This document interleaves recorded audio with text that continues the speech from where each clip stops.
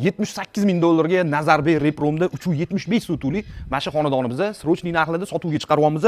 5 ta xonasi bor, xoli bilan, podvallari bor, oshxonasi bor, sanuzullari bor xonadonimizni srochniy narxlarda 78 ming narxlab sotuvga chiqaryapmiz. Kimgadir qiziq bo'lsa, nomerlar qoladi, bemalol aloqaga chiqinglar, qo'ldan kelgancha yana kelishtirib beriladi.